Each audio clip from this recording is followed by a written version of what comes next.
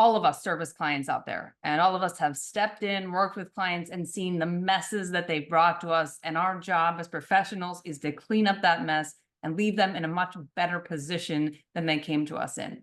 And we use those mistakes to educate other folks that we work with, other businesses that we work with as we move forward. And frankly, some of those mistakes and what we've seen and helped companies through and individuals through really have helped us become such better advisors. So we wanted to take this opportunity this morning to go through 10 of the biggest mistakes that John Alfonsi and Harry Cendrowski have seen business owners make with their financial management. So let's kick this off, Harry. Let me take it to you first for number 1 out of the 10. What is the mistake, and how can we learn from it? So I'd say the biggest mistake is when Dave mentioned earlier, when people have sold a business or retired and they want to invest in other businesses, is having a lack of discipline, real discipline about why they're investing, why they're, looking at these companies and not make, and doing it in a way that they would have run their business prior. So sometimes there's this light switch that goes off. They feel that like they're deal junkies now. And so they're going out and they're doing things they wouldn't do. So what we try to do with them is to say, look, you need to have, let's take 10% of your liquid assets or whatever the amount is, but a relatively small percentage, and say, if you want to go play and do these other type of deals. But the other 80 or 90%, we're not going to do that with. We're going to make sure that your principal's protected. We want to make sure we have systems in place. And the other thing they don't do is to make sure that they demand what the structure is going to be. That's the big issue.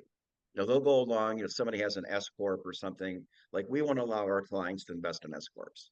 We make them go through a reorganization, we make them drop down assets. So you need to create that, and it's very, very difficult sometimes to get clients to get that started. So we have to talk about what's the long-term impact of that. It's huge. So that's one of the things we find difficult to implement. But once you do, client comes back to you a couple of years later when they're talking to their friends, they go, boy, I'm glad I did that. John? Yeah, I mean, just picking back off of that, I mean, the one thing you guys have heard me talk about this hundreds of times is a lack of an exit strategy. Nobody plans at the get-go of what that exit strategy is going to be. And a lot of that gets to you've created or started your business in the wrong legal form, whether it be an S Corp or an LLC. Obviously Harry has spoke about QSBS before, where C Corps are the only way that's otherwise going to give you the benefit of that. But especially when people are taking on a partner, far too many times they just say, we love each other right now, we'll work it out at the end of the day, whether it's, getting one partner out of the business or selling the business. You got to know where you will get, where you want to end up at. And that's far too many times people ignore that. The one thing that I would say, I've never ranked these as the top 10, but one of the first things that comes to mind is from a business owner, from operating their business, is not reinvesting in their business. A lot of times people say, I'm going to take all that cash flow and yes, they're going to do something with it from a personal perspective, or save it, or do investing outside of the business. But at some point, if you don't reinvest in your core business, your competitors are going to pass you by. You're not going to have anything that's as valuable as you have right now. You could take a look at it and say, yep, I'm making all this money, I'm pulling all this cash out. But if you don't reinvest and keep up with the market, your competitors are going to pass you by and become more valuable.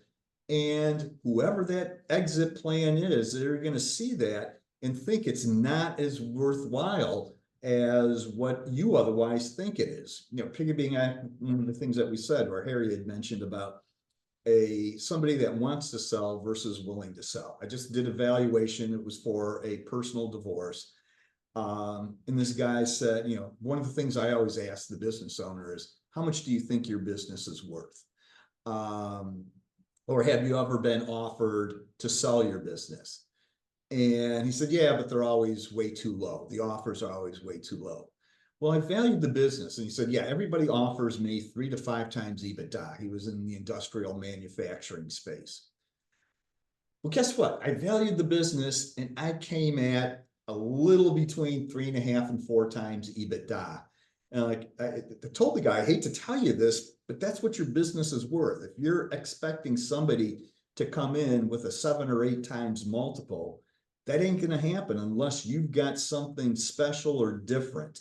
And one of the things that he didn't do was reinvest in new technology, new equipment, state-of-the-art stuff that was going to give him those higher multiples. So I see people that don't reinvest in their business and then still expect that they're going to get these high multiples on exit. Dave, I I think got you a had a follow-up. Yeah, I have a quick follow-up. So we've covered, for those of you who are keeping score at home, mistake number one was investing too much of the proceeds into other businesses after a sale and not holding some back. Mistake number two from John was lack of an exit strategy. And if you're in this room with us, you know how much we value exit strategy because we beat the hell out of you all day long about that.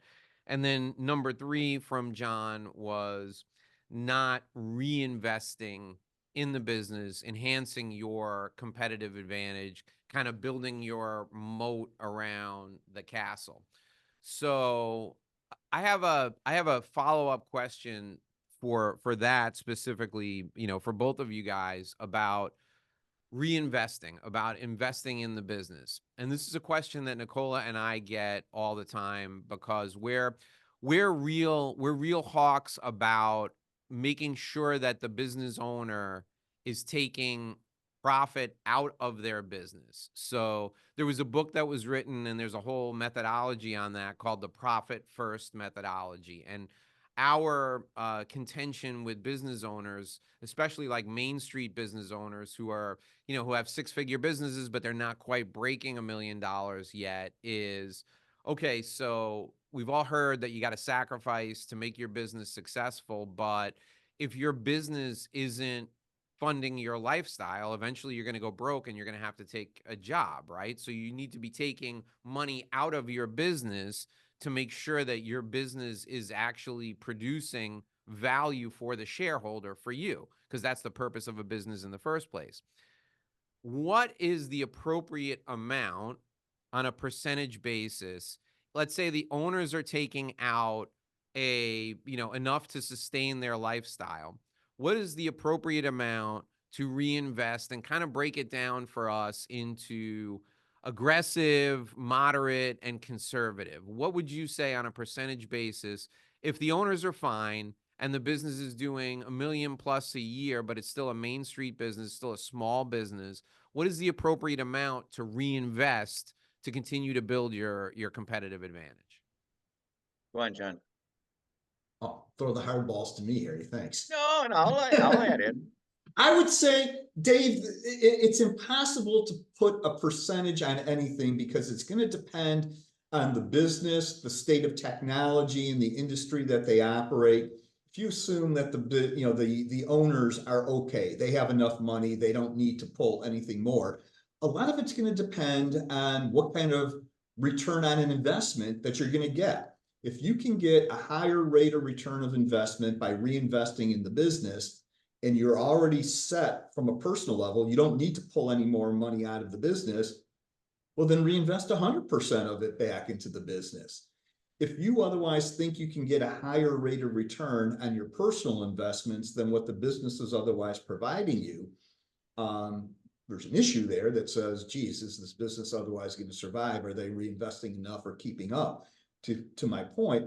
But then there may be that better off that says, no, we're better off taking the money out because the personal needs of the family are greater than what we could otherwise do for the business. And it depends a lot on how you measure a return on investment. It's not always just going to be dollars and cents. There's always going to be this element of taking care of my family. I think I've given you that story before about the one gentleman that's, he would obviously sell the business. He could make a ton of money by selling the business, but he otherwise chose to keep it because he felt he had an obligation to his family members to provide them jobs that he knows they would not otherwise have if he wasn't letting them work in the business.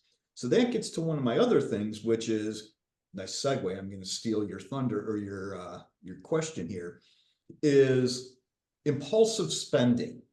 People that don't look or determine what a return on investment is before they make that investment. A lot of times people like to chase that shiny new thing that's out there, like, ooh, this is the coolest new technology out there. I got to buy it. I got to invest in it. But they never take a look at what kind of return on investment am I going to get on that. You know, from a valuation perspective, financial modeling, we all talk about the capital asset pricing model, CAPM. That's always kind of that rate of return, that hurdle that we all look for. But there's other, so first off, people may not look at that when they are investing or reinvesting. And the other is tying in that personal element that says, am I really better off, or would I be better off by doing this or giving my family money rather than reinvesting? So again, not planning or having that impulsive spending that just says, I'm going to chase the newest and greatest thing. Like, ooh, look at that. I'm going to go for that. No, that one's cool. I'm going to, I'm going to invest in that without knowing what that plan is. Or you talked about, starting off this session about your goals of whether or not they're achievable or having some sort of deadline or being able to measure those, that M in SMART. Far too many times people just chase something because it's the latest and greatest thing, but not knowing whether or not it's a measurable return. Yeah, and I would add on to that, John. It's not only the measurable return is, how are you being distracted in your business? And is that really going to be, helping you build value in the business that you've created? I think those distractions are not good. It'd be like us if we said tomorrow, we wanted to be, experts in, pension plans. How much time and effort would we have to put into that? And then you're pulling away from the blue ocean about all the other good things that you're working on. So you're actually diluting your other business that's delivering all this value. And then all of a sudden, at least in our business, then you're looked upon as, well, wait a minute here. How can you be an expert in all these areas and now you've gone off into the pension area? That's just one example, but it's the same thing in the business line. People want to buy your business because you have a certain business line. If you start adding on to that, I think it's a distraction.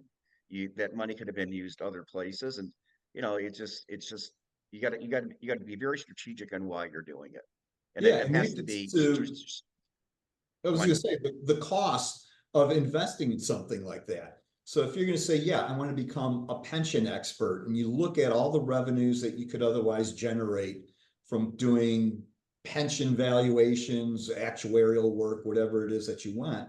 But yes, you either got to go out and hire somebody, but there's a time then that you have as far as, hiring, finding that person, training them. And again, yes, it takes away from what we're doing. So, not to say that we're all about the billable hour, but yeah, every hour that you take away from me of doing what it is that I do, that's less revenue coming in the door. And that's part of the cost of reinvesting that maybe somebody doesn't realize as part of this analysis that they're looking at.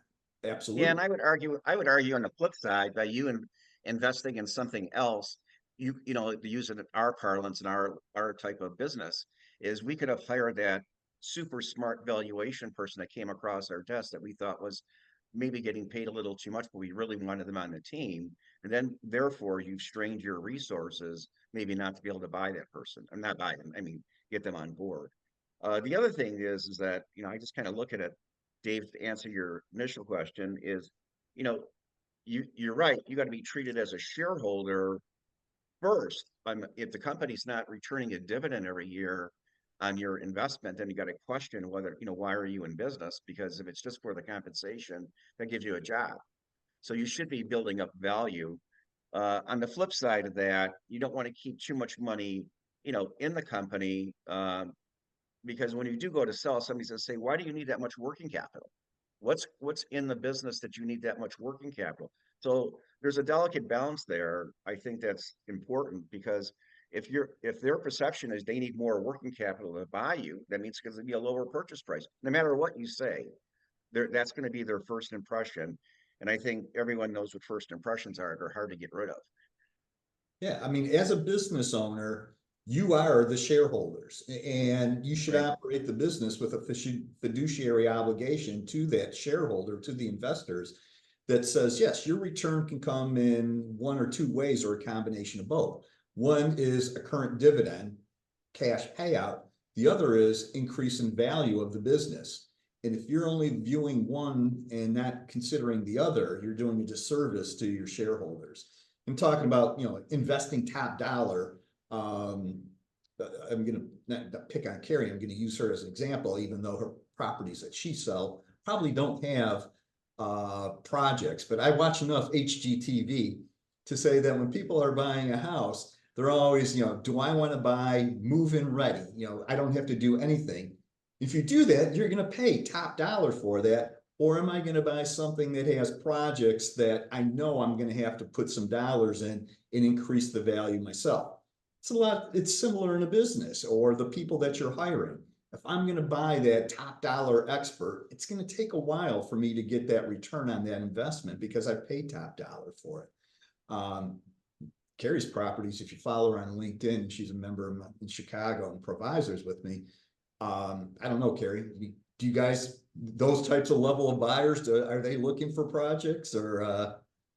It's so interesting that you brought this up, and they are, most of the buyers are not looking for projects at that level, right? They want it done. So, your exit strategy in your world is very similar to the residential world. And that's what I tell my clients is you have to put in, if you want the right exit, right? And you can't just do it at the very end. You have to maintain it and grow it and, always be thinking about that exit strategy. And there's some homeowners or sellers that don't agree with that, and they'll see that on their exit. They won't get the return on it. And then buyers will not value that property the same. That's actually, there's a bigger discount on that piece of property if there has to be work put into it because they take time and energy and, they value their time more than they do the project itself. It's funny that you've hit on this because the perspective that Nicola and I have used when we're doing like a session at our monthly breakfasts or when we're teaching a topic in our professional development sessions for the members is typically we cover things from the perspective of an investor in the business, right? So about 25 years ago, there was a book written called The E-Myth. It was written by an author named Michael Gerber. And the famous expression that came out of that book was, you want to work on the business and not in the business. Well, that thinking is good thinking, but it's not the best thinking. If you're working in your business, you have a job, right? If you own a convenience store and you work the 7 to 3 shift and your brother works the 3 to 11 shift and your cousin works the 11 to 7 shift, you basically have purchased a job for yourself. Now, if you're working in the business, if you are working on the business, you have a staff that works the AM, the second shift, and the third shift. And then you're working on the business, constantly figuring out how to strategically reposition your business and reinvest in your competitive advantage to make the best convenience store you can possibly have so that you drive the other convenience stores on the other 3 corners out of business, right? So that's the difference between working on the business and in the business. There's a third aspect that nobody else talks about that Nicola and I focus on in Exit Success Lab, and that's working over the business. That's treating the business like it's a separate investment and looking at that business and saying, how can I take this convenience store on 85th Street and 2nd Avenue and parlay it into convenience stores on every 10 blocks in the city? So I can get a second convenience store on 72nd and 7th and 2nd Avenue and a third on 62nd and 2nd Avenue. That's working over the business and viewing the business as an investor. And that's the aspect that we're talking about right now that everybody else misses. Everybody else is out there. I mean, the unwashed masses are working in their business, right? the minimally educated Michael Gerber crowd is working on their business and they're thinking about strategically positioning their business. But there's no place else that you're going to hear about treating your business like an investment so that it can become something more if you want it to. And that's what these guys are so great at pointing out. All right, so Nicola, here's what I've heard so far. Check me on this, right? I'm taking notes here. I've got number one, investing too much of the proceeds into other businesses. Number two, lack of an exit strategy. Number three, not reinvesting in the business. And then number four, which is a great one, that I have 3 clients right now, impulsive spending, right? Ooh, shiny object, squirrel on the fence. Like invest in the squirrel on the fence. I need new software. I got a guy I work with, gets new software every year, new CRM system every year. Next biggest thing is going to help him be more productive. All right, gentlemen, what's number 5? And then back to Nicola. Barry, your turn. Okay, I'm sorry, what was the question again? The number 5 biggest mistake the business owners are making with their finances. So what I would say is lack of true preparation is the biggest item. Not realizing how long it's going to take to get everything up and going, looking inward to the company, and trying to shed expenses that you really don't need and look at things that really spruce up the car, get it shiny. I think that is complete lack of planning. People say they don't have time. It's hard to get the owners to focus in on that's going to cost them real money. Again, it kind of goes back to, we're a firm belief that every year what you should be doing is updating your like a due diligence file. Where is all your information? What's going on? Where are all of our contracts? It helps you also in business to say, what are my liabilities? What are my obligations? And if you do that, and then the idea there is if you're that well organized, then you're going to be focusing in on who are your competitors, what's going on in the marketplace. It becomes this whole process. So to me, it's that whole process of getting ready for selling the company. And that means understanding everything that you have internally. And it kind of goes back to that first impression. If you are highly organized and you have all this information when somebody's talking to you, I think you're going to get more favorable terms than you would have otherwise. John, anything else on that point? Yeah, because my next ones are kind of similar and related. From what I see is a lot of times business owners fail to budget. They just assume that I'm going to go out, start my business, and we're just going to, things are all going to work out. We're all going, no one goes into a business expecting to go out of business. We're all expecting to survive and make money from it. But how do you get there? You got to have a budget. Everybody's got to have a goal to shoot for. Dave, Nicola, you mentioned it, to start us off. What were our goals for the next 6 months or the last half of the year?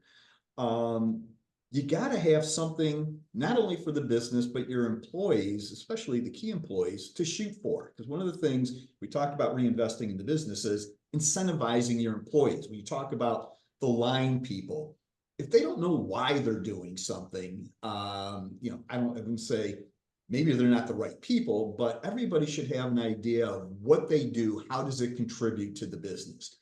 But so backing up here, failing to budget for something coming up, a forecast, a projection, a budget.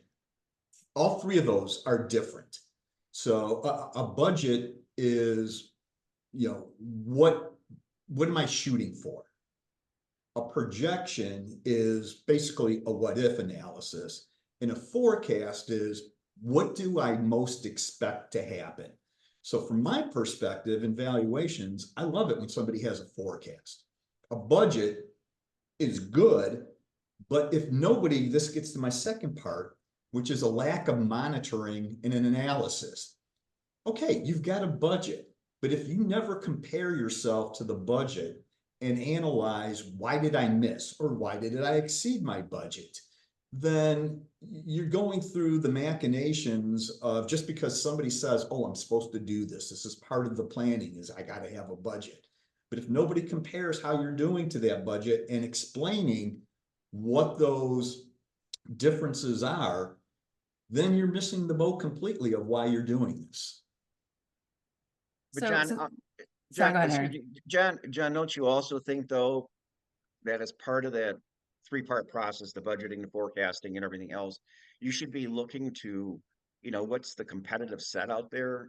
Get information from the banks or from people like you, in your industry to say, hey, look, why is our cost of goods sold going up 8% when the average is only 3%? Or whatever the case may be, those operating stats, like our receivables tend to be 125 days, but industry standards 32 days. Oh, I no, think, absolutely. That's part of this whole process that says, right, I'll pick on other valuation people because one of our standards says we have to do economic and industry research. Our reports have to include that. And a lot of people just go through the gyrations of grabbing something off the internet and plugging into the report because they have to do it. And when you read the report, something doesn't jive. The economic indicators say things are an upswing. The industry is all doing exceptionally well.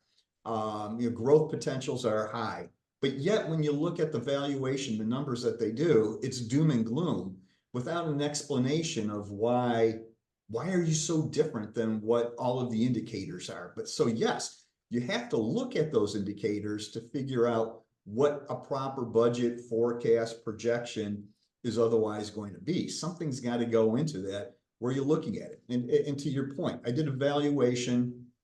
It was for gift tax planning, turning it over to the second generation. And the business owner, where I was going through it with him, and he's like, it's fine, whatever it is, the number is what it is. But this is the stuff that I find more interesting because I did a benchmarking of his company against industry averages. And he said, it's exactly what you said, Harry. He goes, wow, we're that much slower collecting our receivables than the industry. And he asked his son, he goes, did you know that? And he's like, nope, never looked at it. And he's like, geez, that's something we should be focusing on. That's where the value of the value of the valuation wasn't in what that bottom line dollar amount was. It was the analysis that went into it that was an eye-opening surprise for him. So thank you for that. And the last two examples that you've given us, it really touches on what Dave and I are out here doing with Exit Success Lab, which is getting in front of business owners and saying, hey, you've got to stop and focus on, for us, it's the exit plan. Like, how are we going to get there? And then that's at a very high level of what both of you have touched on, is we're saying you got to take the time out to do this now, because not only is it helping you build your future and giving you a plan, but it's also helping you increase your value today, which you're missing out on. And that's one of the ways we really get to have those conversations. And so my follow-up to both of you is, it's tough to be able to get in front of these business owners and say, let's sit down and talk about some of these things, like what you're saying, Harry, the lack of the true preparation and planning, and John, the failing to budget and going back and monitoring it and analyzing it. How are you, just give us, your top one or two ways you're getting the business owners to have those conversations with you and focus them to be able to do that. what we try to do is focus with them on increasing the value of the company. And it comes up in a lot of different ways. It's a lot of what John and I mentioned earlier, but one of the other things that we didn't mention that I think is probably the top part of the list is how are they incentivizing the executive team to increase the value? Do they have a stake in the ultimate sale by, having stock ownership? There's ways that you can give people what's called a profits interest if they're providing services, depending on their corporate setup. How do you get them to step up? Because then they have a vested interest in getting more money for the company, but you're creating more value. So that's the one thing that we see that, they just, John's doing this and Walt's doing this, but you got to think about how, if I get those guys on board and I give them part of the equity, my part that I'm still retaining is going to be probably worth a lot more, because now I have a team in place that the buyer is going to want to keep in place, and everyone's made money in the process. So it's, you got to look at that bigger picture. I think that's as critical as all the other things we've been talking about. Absolutely. So I think I've mentioned this again before, to the sake of being repetitive. Of course you did, John. Of course I am. I'm verbose. That's why those interviews ended up being 180 minutes, because I talk too much. So two of the key drivers that in the M&A world that people look for is one is recurring revenue. Companies with recurring revenue sell at higher multiples than businesses with non-recurring revenue. Dave, you absolutely champion that. The other that they look at is turnover in key employees.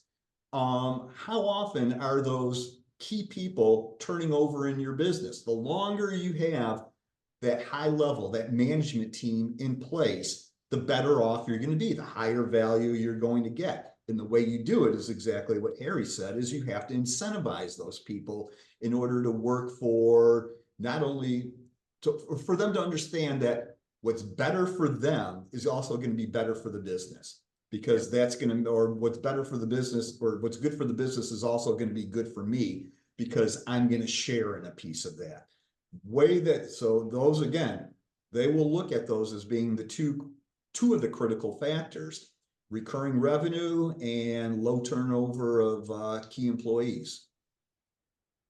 You know, there's a story out there for when Steve Jobs was doing something with Starbucks coffee, and the, you know, the original owner, Steve Jobs said, your executive team isn't worth anything. They should all be fired.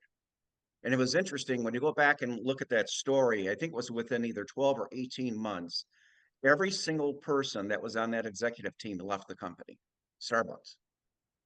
You know, which means sometimes you got to have outsiders come in and kind of, you know, what are you doing? And that's where, you know, if your smaller businesses even had an advisory board, you know, let alone a regular board of directors, could be very helpful in, you know, assessing who's on your team and what are they really bringing to the table, because that's obviously going to create the value for your business. So I had this exact conversation. I think I've had this conversation with you, Pete. I've had it with a couple of people where we talk about the team that gets you to 5 million is not the team that'll get you to 10 million or 20 million. The team that gets you to 20 million is not the team that's going to get you to 100 million. Here's the thing.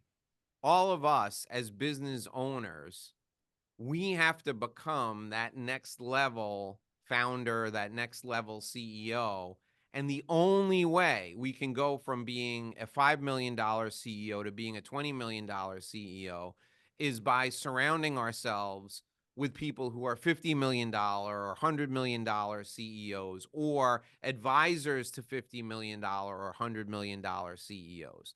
So your point about the advisory board, I think is incredibly powerful, because you don't realize you're so close to your team. You don't realize you've only got a $10 million team and you want to build a $100 million business.